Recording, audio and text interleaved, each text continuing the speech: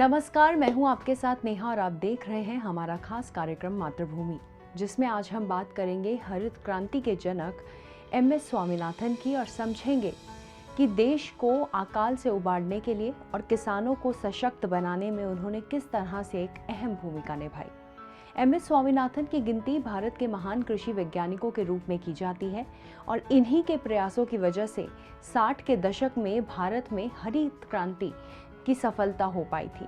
इसीलिए MS स्वामीनाथन को हरित क्रांति का जनक भी माना जाता है।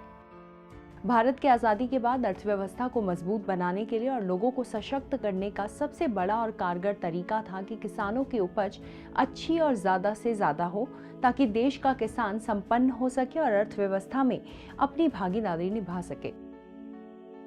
यह तो सभी जानते हैं कि भारत की अर्थव्यवस्था कृषि आधारित अर्थव्यवस्था है। MS स्वामीनाथन ने मेडिकल फील्ड से पढ़ाई की थी, लेकिन उसके बाद कृषि क्षेत्र में उन्होंने अपनी दिलचस्पी दिखाई।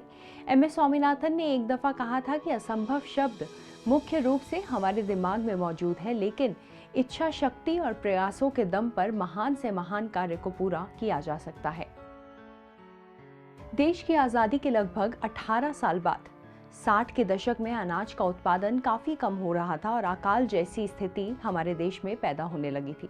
ऐसे में भारत जैसे विशाल देश को अकाल से तो बचाना ही था, साथ ही साथ अर्थव्यवस्था को भी रफ्तार देनी थी। ऐसे में MS स्वामीनाथन ने विषम परिस्थितियों के बावजूद भारत को इस समस्या से निजात दिलाई।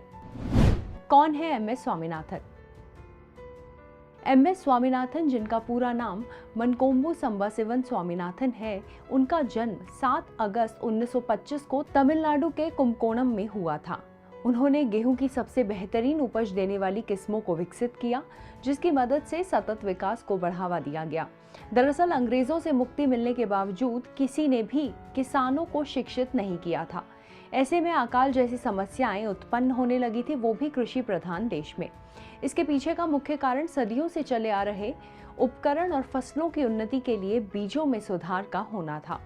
MS स्वामीनाथन ही वो पहले व्यक्ति थे जिन्होंने सबसे पहले गेहूं की एक बेहतरीन किस्म को पहचाना और उससे किसानों को अवगत कराया। उन्हें किसानों का मसीहा भी इसी कारण से कहा जाता है। 1960 के दशक में भारत बड़े पैमाने पर अकाल के कगार पर था। उस वक्त MS स्वामीनाथन ने नॉर्मन बोरलॉग और अन्य वैज्ञानिकों के साथ मिलकर गेहूं के HYB बीज को विकसित किया। MS स्वामीनाथन की टीम द्वारा विकसित किए गए बीज के चलते भारत में हरित क्रांति हुई। इसी वजह से MS स्वामीनाथन को हरित क्रांति का जनक कहा जाता है। MS स्वामीनाथन ने जूलॉजी और कृषि विज्ञान दोनों में स्नातक किया।